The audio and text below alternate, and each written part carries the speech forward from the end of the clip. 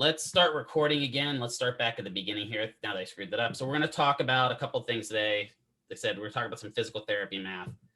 We're starting with goniometry, right? So goniometry is measuring the angles of the joints of the body. This is a key task for most physical therapist assistants because we're going to be doing a lot of this, right? So it comes from gonio, meaning angle, and metra, the metron base, which is measurement, right? We'll talk about some conditions later in neuro, which I'm getting with the other group right now, called dysmetria. And dysmetria is difficulty judging distances, right? Because metra meaning, measurement. So goniometry is literally the measurement of angles. In physical therapy, it relates to the measurement of the angles of the joints of the body. So when we're talking about goniometry, we're not talking really about the muscles. The muscles can play into the measurement of the angles, but we're really physically just talking about the structures of the joints themselves. Typically seen as a measure of either active or passive motion, right? So active motion is I do it myself. Passive would be you do it for me, right? And then we also have active assist as well, but we'll talk about that when we get to those points. It is typically the measurement of one direction at a time, right? So we're going to be just like the band. We're going to go one direction. So it's either the measurement of elbow flexion or the measurement of elbow extension. It's not the measurement of elbow flexion extension. We're going to measure one direction at a time because that tells us a lot about the patients. So some key terms for goniometry, right? Well, obviously we got to have the goniometer. The goniometer itself is the tool that we use to measure joints. I got a couple pictures coming up of it. I often like to think of this as those old protractors that we used back in geometry class. These are the protractors for the body. When we have the goniometer, we're going to have a proximal joint component, the closest line that'll be stabilized and the base will be taken off of. So if I'm flexing my elbow, right, I'm bending my elbow up, my stationary arm is going to probably be my humerus because it's not moving. The other side is, right? My radius and ulna are the actual bones that are moving when I do this. So this is going to be my proximal joint component, my proximal arm of the goniometer. We have our bony landmarks. You guys are just finally getting into that, right? You're starting to learn that all the bones have all kinds of little notches and fossas and trochanters and tubercles and intertubercular grooves and all those fun terms that everything is great to know about, right? When we're talking about goniometry, a lot of times we're going to be using those tubercles, those tuberosities, those epicondyles as kind of our focal rotational components. So that's why it's important for you guys to understand the anatomy, the physicality of the bones of the body. And we'll also talk about the end feels of the muscle or the joints. And what an end feel is what does it feel like when we get to the end of a joint range motion, right? So if I'm doing elbow flexion, what's going to happen is the soft tissue of my forearm is going to impact the soft tissue of my biceps, right? So what I get is this kind of end feel that's called soft because I'm getting tissue on tissue approximation. So I get that kind of end feel. Well, if I go the opposite way and go into extension, that bony prominence out here on the end tip of my elbow, does anyone know what that end tip of the elbow is called? Have you guys started going into that yet? Is it olecranon? The olecranon. Or as I like to say, it's the olecranon. Anyway, I have a little too much fun with my bones. That's a pointy surface out here, right, on the ulna. That will lock into the olecranon fossa of the humerus. Right? So there's a little divot in there where it sits nice and even. When we do that, we get a bone-on-bone lock-in, right? So that's going to be a bony end feel because the bone on bone is locking in. And then cool fact is that's the only joint in the human body that should ever have a bony end feel is elbow extension because it's the only joint in the body where bones actually impact the gone bone. The rest of our joints typically have ligamentous problems where they stop us, or soft tissue like what I did with biceps, or maybe when you're bending your knees, you get soft tissue approximation. But that elbow, when it extends out, you get that kind of clunk where that bone locks into place. And there's structural advantages for that you guys will talk about when you get into kinesiology about that. So here's kind of the baseline goniometer. Ha, ha, ha, ha. That was funny. I thought it was funny. Okay. Maybe not as funny as I thought it was. This is Baseline's the company that makes this. That's why it was funny. These are kind of your standard goniometers. This is a large goniometer. Now, normally it's be the time if we're in class that I break out the 50,000 different types of goniometers you can have. Because this is a big one. There's medium ones, there's large ones, there's tiny ones, there's little itsy bitsy baby ones for pediatric neonates. I mean, literally there are goniometers that are like that big for these kids. So there's goniometers pretty much for everything. But as you can see, when you're looking at this, right, you've got that whole structure that you normally would see in a protractor. It's basically two protractors sandwiched on top of each other with some arms coming off of it. So when we're talking about angles, which ties into goniometry, an angle is formed when two rays have a common vertex. One ray is called the initial side. The other ray is called the terminal side. These are the math terms for it. So these are measured in degrees from the initial side to the terminal side. So when you have an angle, if these are my two rays, these are two lines going off of each other, they meet at the vertex. That vertex then gives an angle, right? We have right angles, we have obtuse angles, we have everything like that. What you'll find is with goniometry, that's not that different. So here's a kind of standard angle in math, right? We have our vertex, which is where everything kind of rotates around. We have our terminal side, which is kind of our movement, and our initial side where everything moved off of. Well, when we're talking about joints, we're going to use similar terms, right? We're going to talk about the joint, or the rotational component is really the vertex of the joint. We have a movement arm. We have one that is moving. And then we have a proximal or stabilized arm that's not moving. Even in the trunk, when I bend over, I have part of my body moving and part of my body being stable. So we're going to measure how far does the movement part move either towards or away from the stabilized part. So in the case of my arm here, if I'm doing flexion, my movement arm is going to be my forearm. It is going to move towards my humerus. It is going to close off that angle, and I'm going to see how far does it move from here to here. When I'm doing extension, I'm going to measure how far it goes from here back out to here. So we'll have two different angles for that.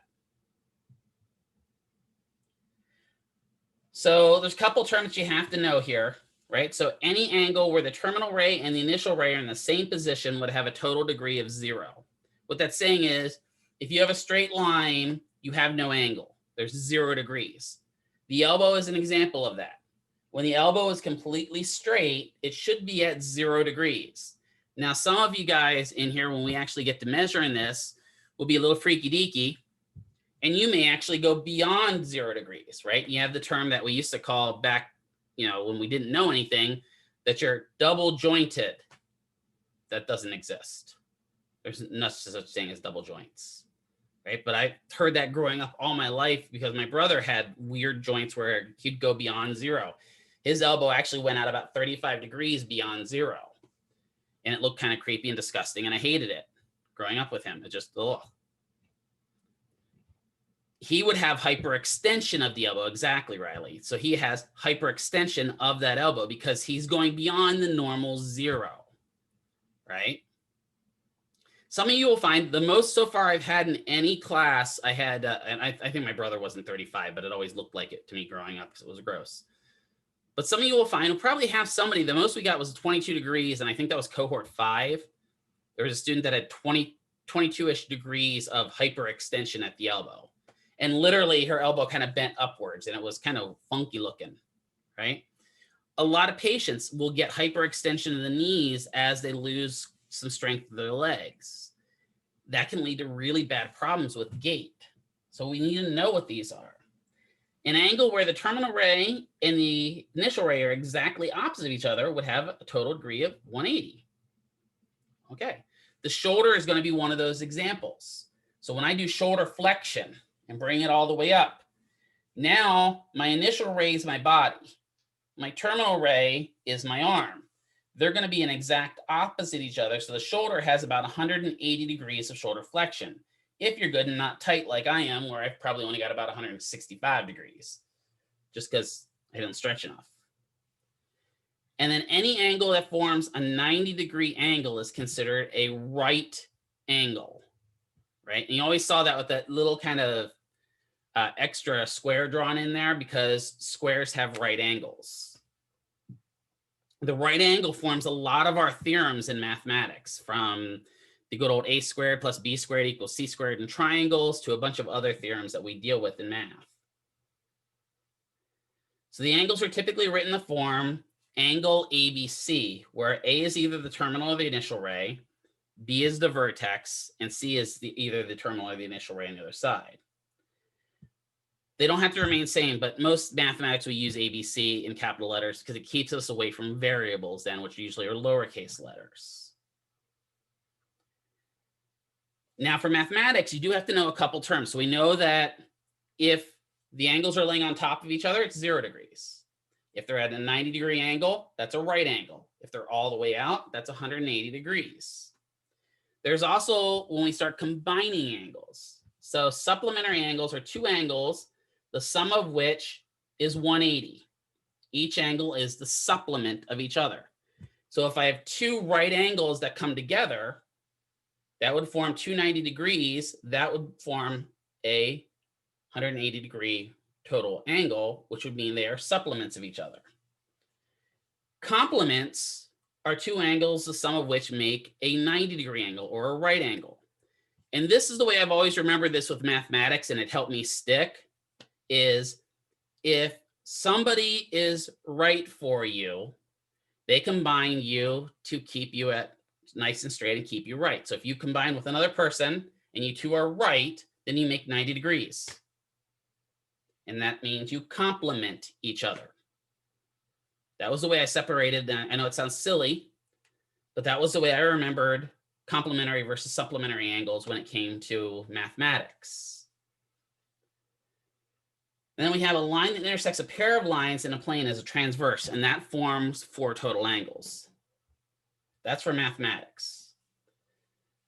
So acute angles, or also acute angles of the body. If the angle is less than 90 degrees, it is what type of an angle? It's an acute angle, because acute angles are always less than right. And then the rest of the angles that are over 90 degrees are obtuse. Obtuse angles are angles that are greater than 90. But if they're at 90, they're a right angle. So that's kind of what we have. We either have acute, where we're less than 90. We have 90, which is right, or we have an obtuse angle. So why do we talk about this? Well, because we have some stuff that we'll deal with. And this is how we kind of were working on that idea of those ramps, right? In that last lesson I talked about. The sum of the angles and the measurements of the interior triangle is 180 degrees. So if you take all angles on the inside of a triangle and add them up, you'll get 180 degrees. So when I talked about ramps last time, I said that that angle at the bottom of the ramp where Granny meets the ramp has to be less than 30 degrees. 30 degrees or less is what the ADA requires. We know that the angle at the building is going to be a 90-degree angle, right? So that means that that other angle is going to change based upon the way we adjust Granny's angle. The sum of the measurements of the exterior angles of a convex polygon is 360. These are just standard math theorems that you just kind of have to, again, this is another Department of Education thing. Just memorize it and move on. You'll have maybe one question on your test about this. So instead of using protractors, which we usually use in mathematics, we will be using goniometers in physical therapy, right? We talked briefly about this and just quickly, right? The goniometer has a fixed arm and a movement arm. So I'm going to go back to the picture of the goniometer back here. Scroll backwards. Make you guys nice and dizzy. The fixed arm of the goniometer is the arm that is attached to the actual angle measurement tool, because that's not going to move. The other arm, because it is a moving arm, is the movement arm. That makes sense. So we have one fixed arm and we have one movement arm. Based upon the way the movement arm moves on the fixed arm will tell us what the angle of each joint is going to be. And you don't have to be perfect at this right now. Well, you're going to have a whole class on measuring joints. And then we have the vertex, which is kind of the center part of convex polygon square. Pentagram, hexagram, quantifigram. Convex polygon is anything that has multiple sides. So the sum of all those angles, even if you have a like a pentagon, like the Pentagon back in Washington, if you measure all the exterior angles of the Pentagon, it's 360 degrees. Okay, so it's basically any polygon with sides. With sides greater than 3. With sides greater than 3. Yep.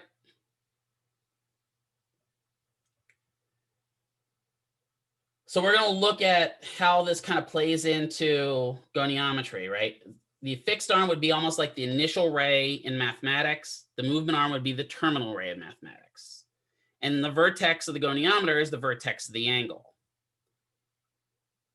So, well, the reason I cover this in math class is because a good clinician can eyeball angles and estimate angles almost to the 5 or 6 degrees off.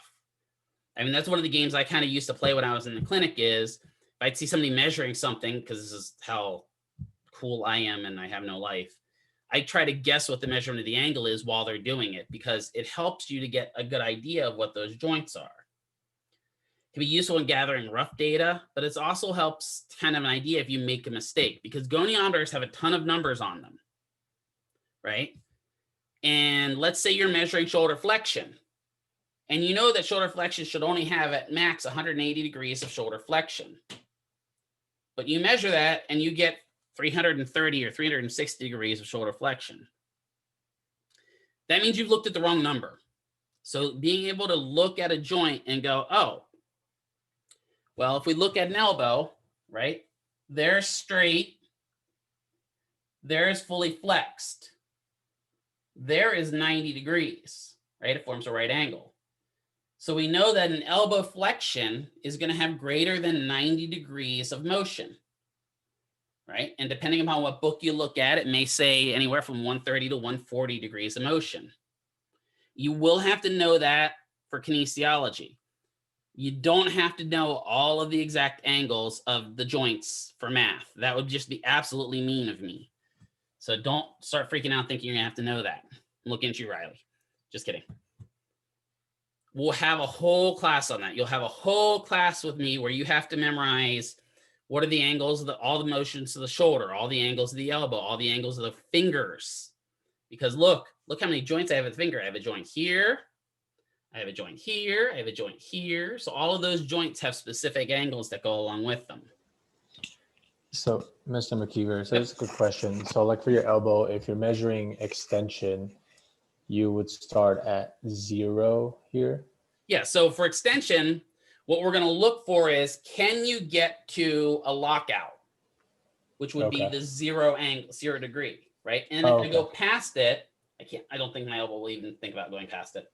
But if I get past it, I could actually have a hyperextension of that elbow. And we're going to find somebody, I guarantee it. I always find one person in the class that kind of makes people vomit that has extension of the elbow. Okay, so if you're going extension, you're measuring how far you can go to 0 degrees. How close to 0 you can get, right? Okay. So for the shoulder, right? Here is the 0 angle of the shoulder. It's hanging loosely down at my side, right? Okay.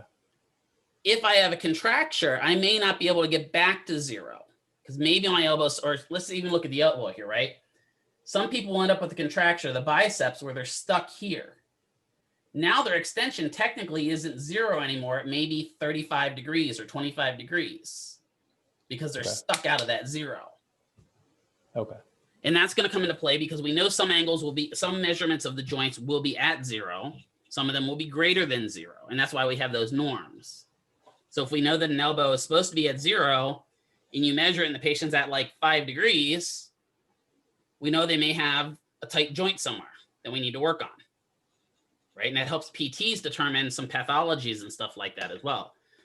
The good news is, for the most part, when we do these measurements, we're already going to have measurements to go off of because the PT is already going to have done all these measurements in the evaluation, hopefully, if we've got a good PT. You know, sometimes that doesn't always work out the best. But hopefully if we have a good PT, they've already done all that for us, right? And so we've kind of got to look at, okay, how does my measurement look towards the PT's measurement? And sometimes I've found before where PTs have made mistakes. It happens. Everyone makes a mistake. I've made my own mistakes and I have to figure that out. But that's where estimating those measurements come into play. If I measure the flexion of an elbow and I get, I don't know, 213 degrees, well, that would mean that my elbow has not only gone here, but it's gone straight and past there. If you get 213 degrees of elbow flexion, you've got bigger problems than me measuring your goniometry because your elbow is broken, right? So the measurement kind of helps us understand what's going on with the patient. So we're going to kind of think of some. So let's do some measurements here, okay? We're not going to measure, we're just going to think about it. What are some joints that would be, what motions do you think would be less than or equal to 90 degrees of motion? Are there any joints that you can think of that would be less than? We've already got the elbow, right? We know the elbow extension goes to what? 0. Shoulder extension, 0.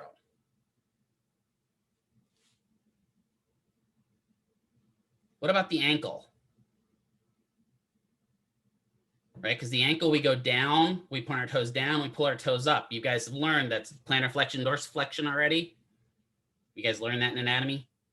Have you gotten that far?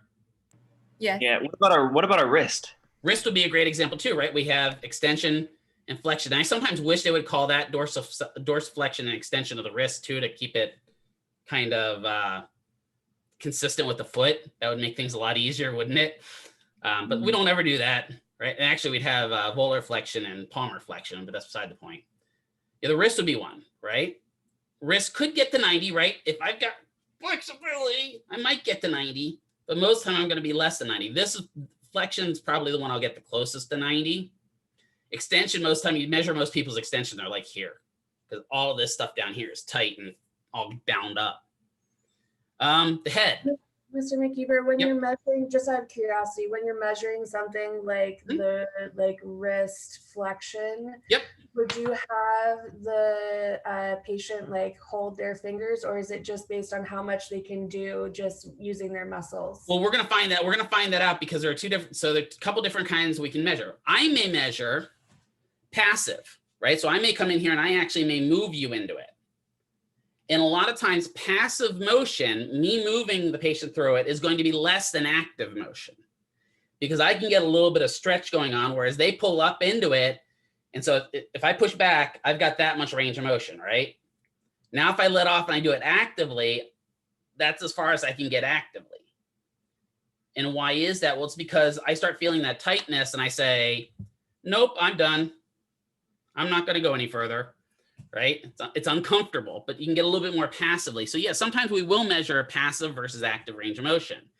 And when we talk about goniometry in kinesiology, one of the first steps you're going to do is take them through that passive range of motion. So you can kind of have an idea of what the range of motion is. I've had it before where a patient has, when I'm measuring shoulder flexion, I can do 180 degrees of shoulder flexion with them. So they've got full shoulder flexion. But then I have them do it and they get like 45. Well, then we've got to tease out, why is this happening with active range of motion? Why does this patient not have it? And there are a ton of reasons for it. It could be neurological, it could be muscular, it could be neuromuscular, where it's a combination of both. It could be pain, that when they move it actively, it hurts, so they stop, right? Under 90 degrees, we talked about the neck. That would be really weird if our neck had greater than 90 degrees of range of motion, right? We look back and suddenly we're looking behind us. That would kind of be Beetlejuicy at this point. It might be great for a Halloween trick, right? Same thing with turning your head, right? So you guys will find it real quick, and I don't know if you can see, but I've got a nice scar right here on my neck. I have to move the good old goatee out of the way for it. I've got a scar there, and I've got a scar on the back of my neck. Why is that? Well, I broke C4, C5, C6. I had a patient break my neck. So I've got two plates there. I've got a plate in the front and I got a plate in the back. Because of that, I've got pretty decent left rotation. If I go right about there is my limit in my right rotation. So that's going to be our goal as PTAs and PTs is go, okay, well, this is happening. Well, what's causing this? Now, if I take my hand, right, and we measure that passive, and I put my hand on my cheek, I've got another probably 15 to 20 degrees of motion passively. But because I hit here, the muscles just don't let me move any further. Right? So those are the things we're going to look at. For math class, it's just basically understanding what we're doing, right? So it's just understanding what the goniometer is at this point. I don't really care about, you're not going to get a math test question that's going to be, you know, tell me the angle of the hip. No, I can't do that. That's way beyond where you're at right now. But understanding that the goniometer is going to measure those angles is important. So greater than 90 degrees. I'm going to go over this. We already talked about the shoulder. Shoulder is 180 for flexion. What other motions might have more than 90? Any other ideas?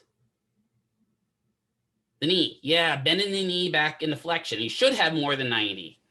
Now, if you got somebody with a lot of swelling down there, maybe not. I heard somebody going to say something. Hips, good, right? Hip flexion. But if we went into hip extension, when you push the leg back, that's going to be definitely under 90, because if you can get their leg all the way back and straight up, you've got problems. I love when I've had students before that say, well, technically, doesn't the shoulder have 360 degrees of range of motion? Because you can do this, right? Well, really, your motion stops here. Once you go here, in order to go around, you go out into abduction, internal rotation, and then back into external rotation to prove it through. So reality, that's where your flexion stops. Now, if you have that good motion, you can get those nice swings going on and get that shoulder nice and loosened up and kind of warm up the whole shoulder by doing that. But you're going to find out a lot of your patients, if you ask them to do that, that's agony. They can't get those big motions anymore.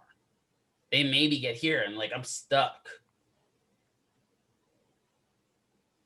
Hip's a good one, right? And your ball and socket joints, which are your hips and your shoulders, are going to be your most active range of motion joints that you have. They're going to have the most ability to move. And it makes sense, right? If you have the ball, which is the head of the humerus or the head of the femur, in a socket, you have a circle, right? And we know just by looking at things, circles have the most ability to move, right? That's why we drive on wheels and we don't drive on square blocks. Right? I laughed. There's a commercial out right now, I think for Auto Trader, where the guy's in a wagon with triangle wheels. And I'm like, well, that's not going to work out very well at all, right? We know that circles have kind of the largest motion ability of any structure in the known universe currently, right? We know that's why atoms, the electrons, travel in those type patterns. Well, same idea with this, right? This has a ball and socket. Hip has a ball and socket. Those are our most degrees of freedom joints. Those allow us to move the most. When you think about the shoulder, right? The shoulder has flexion. The shoulder has extension. The shoulder has abduction. The shoulder has adduction. The shoulder has external rotation. The shoulder has internal rotation. It also has horizontal adduction, horizontal abduction. Compare that to the elbow. The elbow goes up and down. It goes flexion, extension. That's it, right? Because it's more of a hinge joint. So when we're looking at these and going, well, what joints have the most range of motion? Well, it makes sense. But it also then makes sense that when you get injuries to those joints, it's more likely to cause problems. Right? If you see somebody that maybe in professional football, that's a quarterback that gets a shoulder injury, right? He's likely to be out a lot longer than if he has, you know, a high ankle sprain or something like that. Just because there's more chance of motion at this joint, there's also more chance of injury. And then we'll talk about the ankles and the wrists, which just suck. Does that make sense though for goniometry? So what you need to know for goniometry is that on the goniometer, there is a movement arm, there is a fixed arm, and there's a vertex that we're going to rotate around. That's about it. Know your types of angles, so your acute angle less than 90, right angle. See what I did there? Makes 90. And then your obtuse angle, which is most of us, we're a little bit obtuse, is greater than 90. And you said we don't necessarily have to know, at least for math, like the type of, at least for joints, Joints, like no. which one. Okay. No, the only thing you might get from me in a math question, and I'm trying not to give it away here, but you might get something where which of the following joints has greater range of motion, the elbow or the shoulder? That should be pretty easy to answer, right? You know, the shoulder would have more range of motion because it's just the joint sucking. And that's mainly to reinforce anatomy is the only reason I have that in there. Okay. Yeah, it's really hard. Yeah, so if you get, that's the fun thing. You can talk to Dr. Reskin about this. And because I've worked with a couple, I've actually, where I was in Pennsylvania, we had a ballet school right across the street from one of the outpatient clinics I worked in. Working with those ballet performers, it gets funky because they have some just crazy range of the motion. You know, I've seen the one ballet dancer I saw with extension going backwards had 85 degrees of extension, which is almost at 90 degrees. Her leg almost went straight back from her hip. It's crazy. But then you're like, okay, that's just going to open them up to a ton of problems down the line. When you get older, those joints have taken a beating. Right? It's amazing how much that your joints aren't made to do that long term. Right? It's just like in football, right? Your head's not made to take that much abuse. Eventually there's going to be some compounding effect from it. And it's interesting, like when we talk about the ballerinas, we talk about the gymnasts, and even like the circ performers, one of the side effects of them being so limber and so loose is they often have bladder control problems. Because their bladder is a muscle too, but the bladder gets loose just like everything else, and they're not able to control their bladder as well, and they may have to actually go to therapy for that. It's really wild that kind of a process happens just because they spend so much time stretching. Yeah, exactly. So Bianca says she has a lot of problems from previously dancing, right? And it's not only does some horrible things to your joints, but it also kind of sometimes makes your muscles a little weaker. They're not as easy to develop strength as somebody that just does pure strength training. But then you find out those people that just do pure strength training, right? Go up to some guy that's a power lifter and check his range of motion once. Typically doesn't have all the range of motion anymore, right? You see a guy walking around like this, you know, he doesn't have that great of range of motion. He wipes his behind, exactly. Right? So those things happen. And that's just a natural side effect of muscles, right? If we stretch things out way far, it's harder for them to contract, right? If they're really tight because they contract really well, it's harder for them to stretch. Exactly. You know, 16 years plus of constant stretching does something to you. And a lot, yeah. So external rotation, believe it or not, and external rotation is usually the one that most people have good with. It's the internal that a lot of people lose. And we'll talk about like external rotation. A lot of people get injuries from doing stuff like overhead throwing activity. So baseball, overhead throwing activity, football, overhead throwing activity, all of that kind of leads into getting some problems in that shoulder, right? It's funny is we love sports, but sports tends to destroy our body, right? Doesn't matter what we do. It's like, there's not really I don't know what, like maybe bowling. Is bowling a sport? Is it really a sport? I don't know about that. But even that, I guess you technically throwing the arm back like that and whipping the ball is eventually going to tear at those muscles. Let's see. Hey, look, if at this point ESPN is broadcasting video games and calling it a sport, I'm starting to worry for our world. And I'm a guy that plays a lot of video games. I'm just saying Ninja is not an athlete. I'm sorry. I don't consider myself an athlete because I'm good at Call of Duty.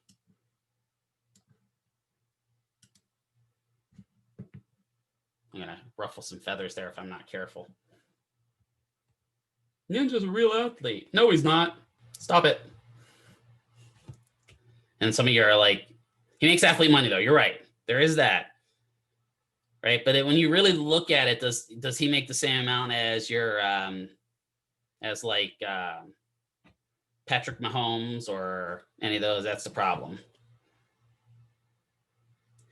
Yeah, if you play sports, I mean, that's the thing is, if you play sports games, am I an athlete? I mean, even technically, in the broadest sense of the terms, if you play a video game, technically you are doing athletic motion because you are moving joints and doing stuff, but it's just kind of funny. I don't know. I always love, because I work with a lot of esports guys, and it's amazing how many of them think they're on the same athletic level as, Jordan. I can sink 3-pointers in NBA 2K11 or 2K1 or whatever. Congratulations. Try doing that on the court. I can't. Are you kidding me? The only thing I know about basketball is round ball, go in hoop. That's about all I know about basketball. And my friends love trying to get me to play NBA because I suck at it so bad that it's entertaining to them. All right, so we're going to change gears, and we're going to talk about billing and the rule of eights now. So we're going away from goniometry, and we're changing to a little bit different topic. We're going to talk about billing. And this is about the point where I start hearing people falling asleep, because even seasoned clinicians don't understand billing very well, right? One of the most important things you can learn, one of the most important things you'll do post-treatment, that is legitimate, accurate billing. And you're going to find some clinics don't do that. Some clinics don't do legitimate billing. We'll talk about that itself. The specifics of billing are going to be covered in another class, which is semester 5. So, specifics talking about specific insurances and how much to get reimbursed for certain things and stuff like that. But interestingly enough, they're pretty much all based on this rule that Medicare designed called the rule of 8. And this is an important concept to get, because if you get this, billing makes a lot more sense, because where Medicare goes, almost every other insurance carrier goes, because Medicare is the largest provider of insurance in the United States. Right? It just is. Blue Cross Blue Shield's pretty big, Aetna's pretty big. But if you look at the whole grand scheme of things, it would take Blue Cross Blue Shield, Aetna, and Humana to merge together to come close to the buying power that Medicare has. Because Medicare just insures a ton of people, right? So with the rule of 8, we're going to talk about time-based codes. And you guys may have heard these terms before. You may have heard the term CPT code. If you've ever worked in a physical therapy clinic, or you've ever been in a physical therapy clinic, a lot of what we do is based on what's called CPT. So Charlie, Paul, Tom, or current procedural terminology codes.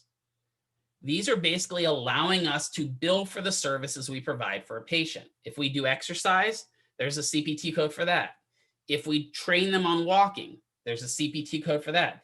If we teach them how to wipe their butt, there's a CPT code for that, right? So we have these codes that allow us to bill ethically for the treatment we're providing. And you're going to find really quickly, because I teach you semester 5 too, ethical billing is a big sore spot with me in this community, because a lot of clinics do not bill ethically. So within those CPT codes, we have what's called timed units and we have untimed units. What's the difference? Well, it says in their name. One of those units is based upon the time you spent doing it. The other is just this general code. For example, a hot pack is a great example of an untimed unit, meaning if you put a hot pack on a patient, you don't get reimbursed greater because you leave that hot pack on the patient longer. That would just be silly. You just get, and that's even going away now lately, but you just get reimbursed, your clinic does, because you put the hot pack on the patient, not how long it's on for the patient, right? Versus if you spend one-on-one time stretching them, yeah, you should get reimbursed a greater amount because you spent one-on-one time with that patient. That would be a timed unit. So you need to know, how much time did I spend with my patient doing X, Y, or Z? We're going to talk about this now, but it's really not going to sink in until you guys get your first clinical affiliation where you spend time with the patient. Get it? And then your timed units will make sense. But we're going to go over the basics of it. Medicare governs most of the billing done in healthcare today. Most other health insurance providers will follow suit. If Medicare passes a bill, more than likely down the road, all the insurance carriers are going to pass the bill. Like right now, there's a big problem in the Medicare community with PTAs. Does anyone know what the problem is? Has anyone heard anyone talking or complaining about it? I did, but it was like a year and a half ago at Shadow, an observation hour. So I don't remember exactly what it was, but it had something to do with maybe Medicare not needing, Medicaid not needing as PTAs as much anymore. That's part of it. What they're saying, what they're going to do is they're going to reduce PTA reimbursement by 15%. So right now, if I do exercises with a patient and a PT does exercises with a patient, because we are doing the same stuff, we're doing exercises, we're reimbursed at the same rate. That makes sense because we are physical extenders of our PT. That is why we are called physical therapist, not therapy. We're physical therapist assistants. We are extenders of the physical therapist. What Medicare is saying is, well, maybe you're not getting the same level of care with that PTA, so we're going to cut the reimbursement by 15%. Now, that doesn't seem like a lot. 15%, you know, if you see something for 15% off, you don't totally freak out. You see something for 50% off, you do freak out. But in the grand scheme of a whole year, that's a huge amount of reimbursement for clinics. And that's kind of causing some clinics to get a little concerned, especially if they have a lot of PTAs. And by just kind of standard, a lot of clinics will use PTAs because PTs are going to be there to do the evals. PTAs are going to be there to do treatments. That's kind of the way we work. We're hand in hand that way. And so if you cut my, you cut my reimbursement by 15%, what do you think the next thing they're going to cut on me is? Salary. Salary. Right. They're going to say, well, if you're only going to get 15% less, then I should pay you 15% less. And that's one of the reasons the APTA exists. The APTA, that organization that kind of helps us, is they're lobbying right now to say, hey, this isn't cool. And this rule slipped in late at night. Yeah, there is a petition on the APTA for it, exactly.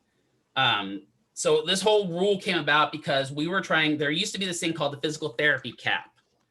Physical therapy cap on seniors with Medicare said that physical therapy in a year, a patient on Medicare could only have $2,500 physical therapy a year.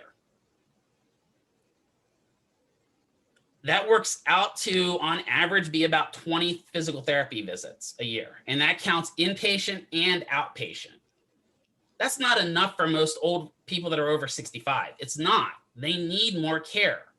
In a lot of other countries, it's amazing that when you get to the point of that old, they actually encourage you to start going to physical therapy on a weekly basis because it's cheaper for them to send them to physical therapy to get strengthening than it is to fix a broken bone. And our insurance carriers don't quite understand that. Preventative care is not a big thing here in the United States. It just isn't. When I worked in Denmark, it was a totally different thing. I was seeing healthy patients in Denmark. You know how weird that is? To do physical therapy on somebody that has no problems? Like, let's make some stuff up. They're not there for any reason. They're there for preventative care. They're there to make sure they don't have problems. In the United States, we have restorative care, right? We fix things after it's broken. And it's kind of like your car. When you think about it, the human body is very much like your car. If you drive around and don't take care of your car, eventually you're going to get a big bill, right? Eventually something's going to break in it. Whereas if you take care of your car, the likelihood of that bill being as large is a little bit lower. Yeah, it's much better to be a little bit more proactive than reactive, which is why we kind of encouraged healthy adults and stuff, all those other initiatives that the APTA pushes. But that whole 15% reimbursement has some PTs and PTAs scared. From my standpoint, being a part of the PTA caucus, my worry is that more clinics will start switching to using more techs, which is illegal. And I will, oh my God, don't even get me started on that. Techs should not be doing any treatments at all with the patient, but that's beside the point. I won't ask how many of you actually do it because it'll probably make me mad and send me off into a 45-minute rampage.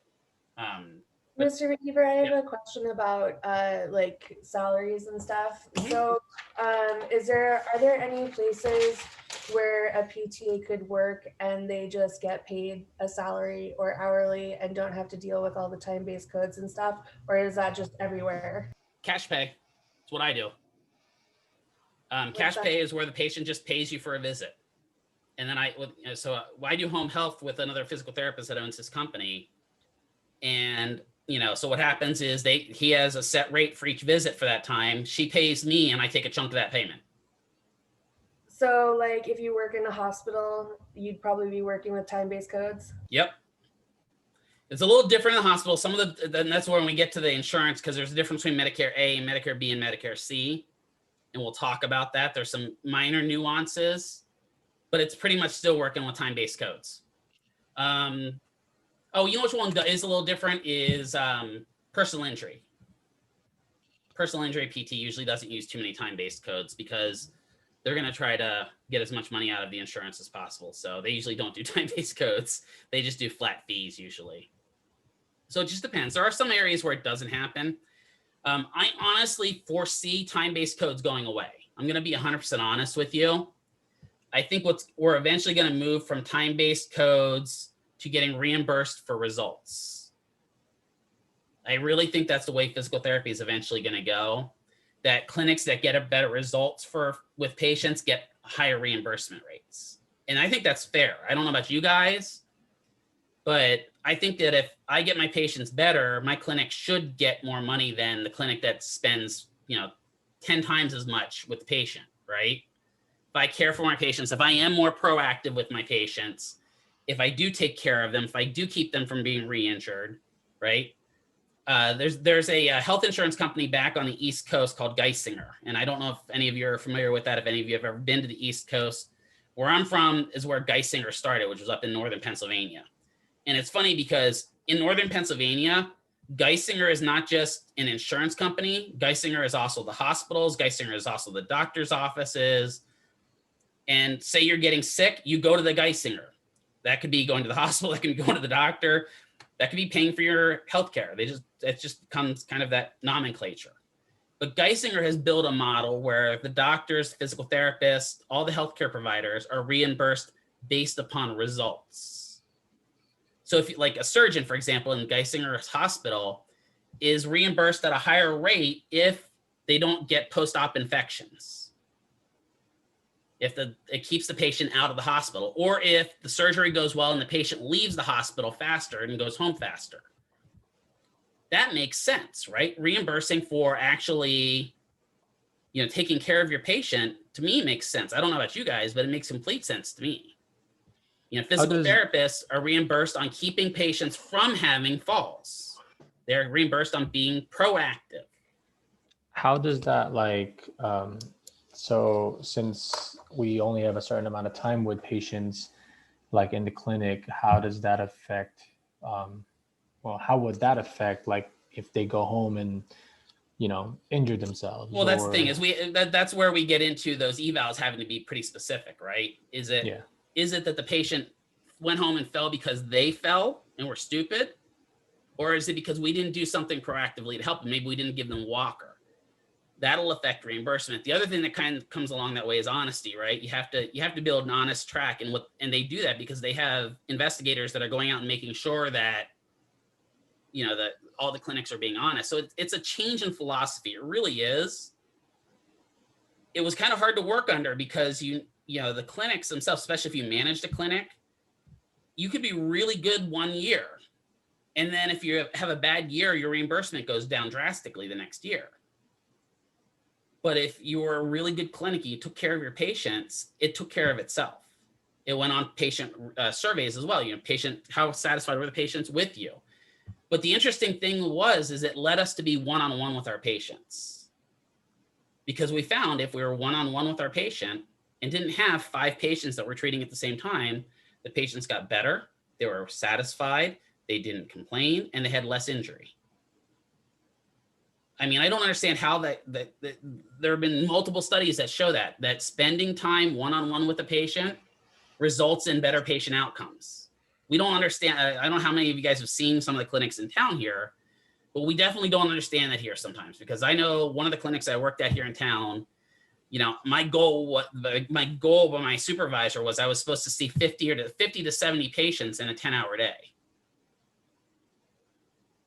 That's not treating patients. That's basically a rotating door, because there's no way I was providing quality care for 50 to 70 patients, right? And I don't, there's a reason why I don't work there anymore either. But one-on-one time just has this amazing effect on patients. And think about it from your standpoint too. You've all gone to the doctor, right?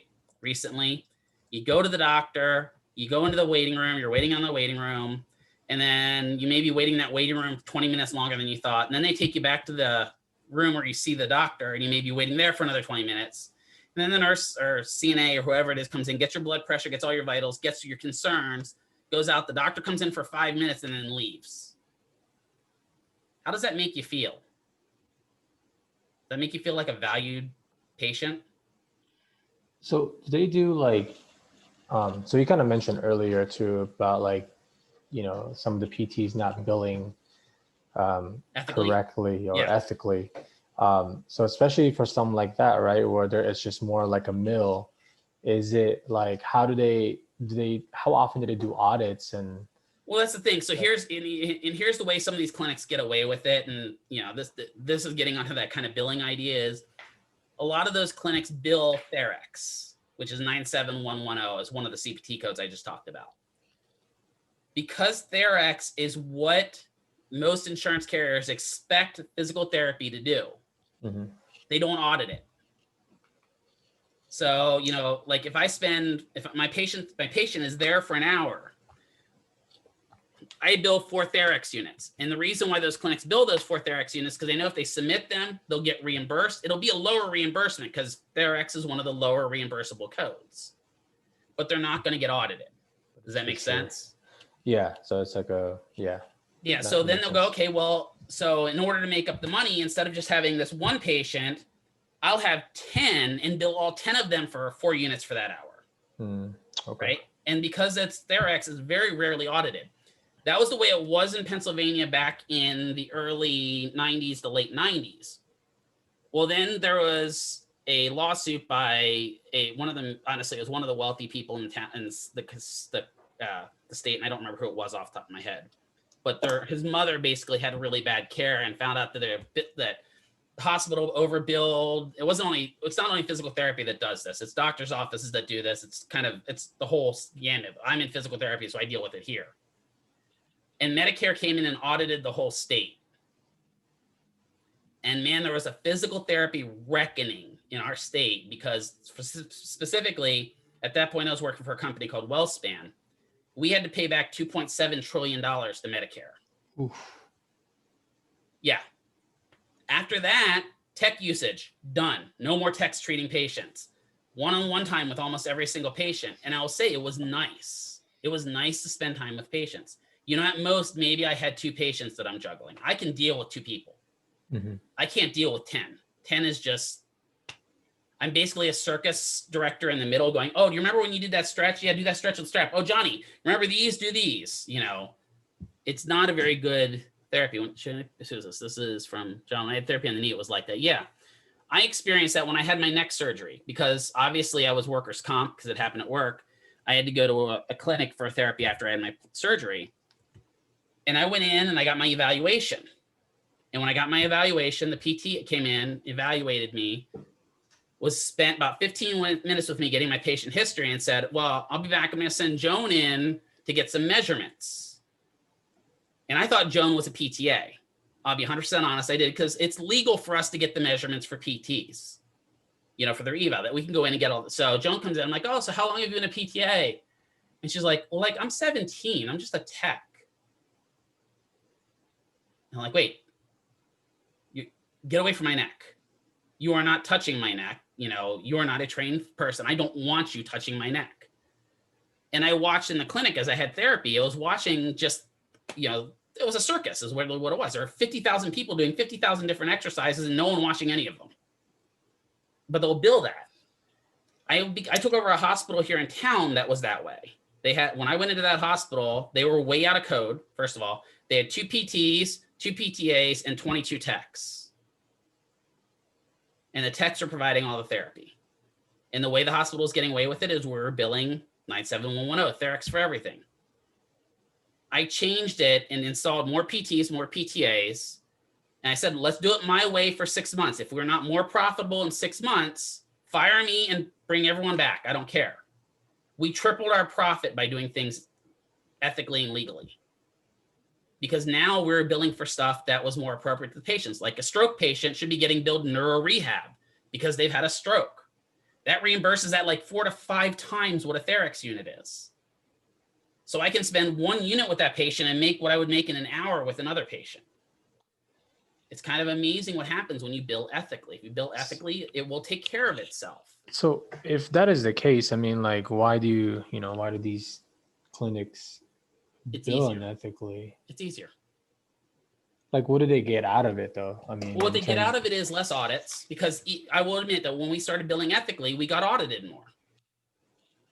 But the thing is if you bill ethically and you document ethically, the audits are easy. The audits, they come in, they read your notes, they check your stuff, sign off, and they're out. Or maybe something, you got lucky and maybe 2 people were screwed up.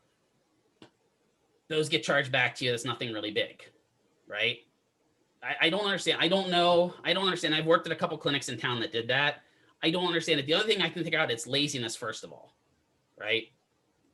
And it's also like there's also probably a good chunk of it. When you look at the difference between the way a PT graduates from PT school versus the way a chiropractor graduates from chiropractic school, chiropractors have a whole semester on billing and finance and marketing and everything like that, whereas PTs have none. They have no, like, you go talk to somebody that's at UNLV or Toro, they've had almost nothing on billing at all. They're supposed to learn it when they get out in the field. And so they get out in the field and they see that, well, this is the way my clinic does it, so this must be the right way to do it. Does that make sense? Mm-hmm.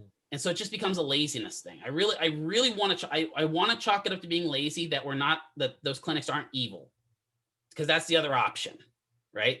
We either have, they're lazy and they're doing this so that it's easiest way to get billed, or they're just completely evil and unethical. And I don't want to believe that our field is evil and unethical.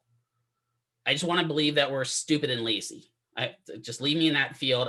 If it's different, I don't want to ever know.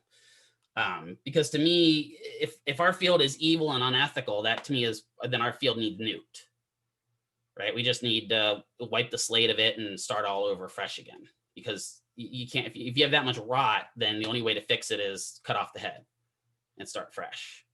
I'm just saying. And what will happen is some of those clinics will get audited. There's a couple in town that have been audited. Magically, they get audited, they change, but a lot of times what happens is they change for a short period of time, and then they slide back into those old habits. And then they get audited again, and they'll change for a while, bad habits. Part of it is we haven't always had the most, I don't say legit's not the term for it. We haven't had the most active physical therapy board of all the other states. I'll say that our board is kind of very passive, that if you report something into the board, at one time, there were 1,500 complaints sitting on the desk at the physical therapy board that weren't being checked on. That has changed now. Now that they're much more efficient at it, they've got a lot more investigators. Things are getting investigated better, but it wasn't that way a few years ago. So there's a whole, I think there's a whole mess of reasons why we are in the mess we are in Nevada. I really do. And I just think also part of it is that PTs just don't know better. You're going to find out that a PT new graduate has no idea what to do with the PTA. None. They think you are basically a tech with a license. They don't understand what you can do. You guys will understand a lot better what a PT can do than a PT will ever understand what you guys can do. Because we have a lot more rules on us where we have to understand what we can do and what they can do, right? But they just don't, because they don't have the same rule set as us, they often don't learn about it. And we'll do a whole class where we go over to UNLV with the DPT students. And it's always amazing when we pair you guys up that you guys know so much about what they do. And then you ask them what they think you do, and they're like, you do ultrasound. They have no idea what a PTA does. But through this partnership we've built with UNLV, I'll say that their PTs that have been graduating, know a lot more about what a PTA and how a PT relationship works. And a lot of them are starting to put their foot down when they go to these clinics saying, no, I'm not going to bill unethically. It's not going to happen. You're not going to get me to it.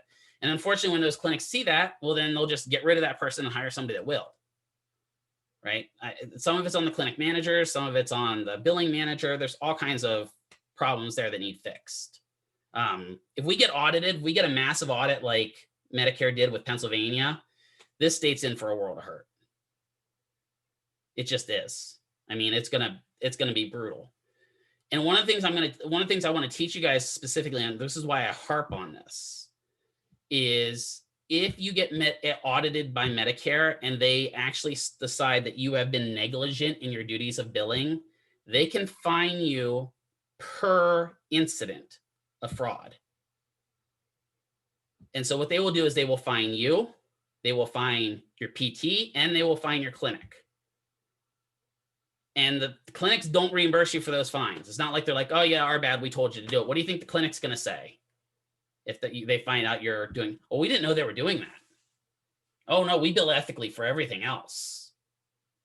Or they'll say that somebody in the billing office did things legal and they'll chop off that person and say, see, we fixed it. I've been in that situation before too.